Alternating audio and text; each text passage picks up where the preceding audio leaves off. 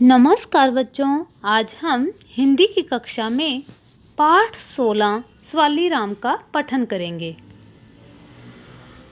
सवाली राम ये एक कविता है। इस कविता का पठन करने से आप कविता को लयबद्ध तरीके से पढ़ने और याद करने के योग्य हो जाओगे। आपकी कल्पना शक्ति का विकास होगा। इस कविता के कवि के बारे में भी आप जान सकोगे। सवाली राम कविता के कवि का नाम भगवती प्रसाद द्विवेदी है। भगवती प्रसाद द्विवेदी एक प्रसिद्ध बाल साहित्यकार हैं। उन्होंने अनेक बाल साहित्य पर पुस्तकें लिखी हैं जो बच्चों को बहुत पसंद आती हैं।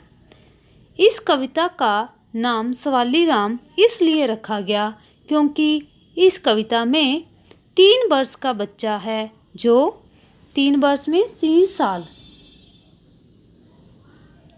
तो वो उसके मन में तरह तरह के सवाल जो है आते हैं, तो वो अपने हर सवाल का जवाब जानना चाहता है। इसलिए इस कविता का नाम सवाली राम रखा गया है।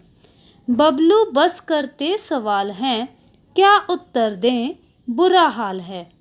बबलू को जब कुछ भी नज़र आता है, जब वो कोई भी नई चीज़ देखता है, तो वो सवाल पूछना शुरू कर देता है। कई बार उसके सवाल का जवाब देना बड़ा ही मुश्किल हो जाता है। बबलू 3 बरस के बच्चे, मगर अकल के तनिक न कच्चे। बबलू जो है 3 साल का बच्चा है, मगर वो बहुत ही तेज बुद्धि वाला है। नई चीज कोई दिख जाती है, पूछे कैसे काम है आती। उसे जब भी कोई नई चीज दिखती है, नजर आती है, तो वो पूछना शुरू कर देता है कि वो नई चीज का कैसे इस्तेमाल किया जाता है। कौन फूल में गंध भरे जी, पत्ते कैसे दिखे हरे जी। फूलों में से खुशबू कैसे आती है। फूल में मकरंद नामक तरल पदार्थ होने के कारण उसमें से महक आती है। पत्ते कैसे दिखे हरे जी, पत्तों में क्लोरोफिल होता है जो उसे हरा रंग प्रदान करता है। मिट्टी में सौंधापन क्यों है। मिट्टी में जब पानी डालते हैं तो मिट्टी सारा पानी अपने भीतर अपने अंदर सोख लेती है, तो इसीलिए कहते हैं मिट्टी में सौंधापन क्यों है। मिट्टी में एक बैक्टीरिया होता है, जब मिट्टी में पानी पड़ता है तो वो जो बैक्टीरिया होता है सक्रिय हो जाता है। मिर्चों में तीखापन क्यों है। मिर्ची में कैप्सिकिना नामक पदार्थ होने के कारण तीखापन होता है।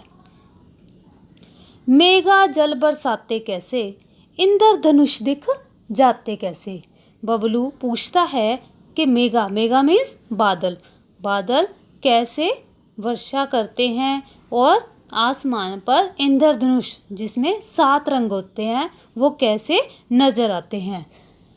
वर्षा के बाद जब सूरज की किरणें वातावरण में उपस्थित जल की बूंदों पर पड़ती है तो वे सूरज के प्रकाश का विस्तार करती है, जिस कारण हमें इंद्रधनुष दिखाई देता है। वर्षा के दिनों में सूरज के सामने जब बादल आ जाते हैं तब इंद्रधनुष नजर आता है। सूरज चांद कहाँ सुस्ताते, सूरज चांद कहाँ आराम करने चले जाते हैं। फिर प्रकाश के फूल खिलाते, फिर सुबह उठकर वो कैसे रोशनी फैलाने लग जाते हैं।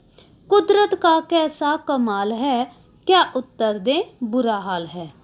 बबलू पूछता है कि ये सब कैसा प्रकृति का कमाल है, तो उसके हर सवाल का जवाब देना जरूरी होता है, नहीं तो वो बुरा हाल कर देता है। बबलू जी जिज्ञासु बड़े हैं, मन में अनगिनत प्रश्न खड़े हैं। बबलू जी है जिज्ञासु मीन्स जानने की इच्छा रखने वाला।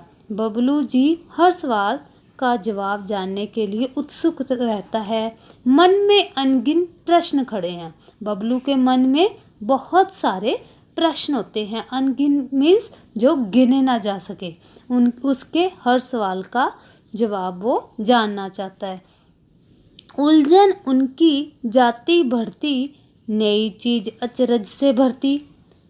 अगर उसे सवाल का जवाब नहीं मिलता तो उसकी समस्या जो है वो और परेशान हो जाता है, उसे और मुश्किल आती है। नई चीज अचरज से भरती, नई चीज को देखकर वो हैरानी में पड़ जाता है।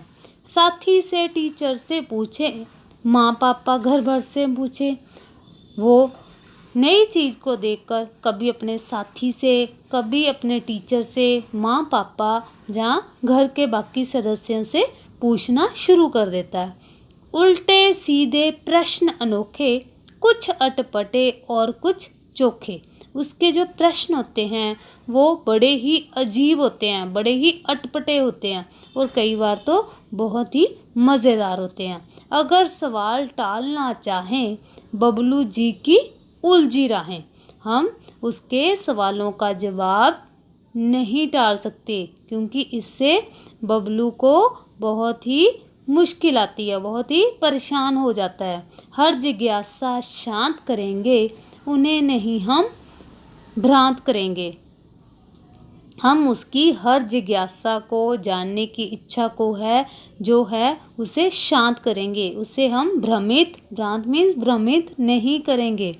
उत्तर पा बबलू निहाल है, मन में फिर कोई सवाल है। ऐसे जब बबलू को सही उत्तर, सही जवाब मिल जाता है, निहाल मीन्स तृप्त, तो वो बहुत ज़्यादा खुश हो जाता है।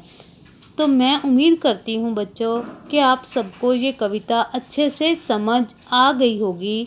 तो अब आपको मैं कुछ प्रश्न भेज रही हूँ जिनके आप सही उत्तर का चुनाव करोगे और अपनी उत्तर पुस्तिका पर कोई 3 अटपटे सवाल लिखोगे जिसको हम मिलकर सुलझाएंगे। धन्यवाद बच्चों।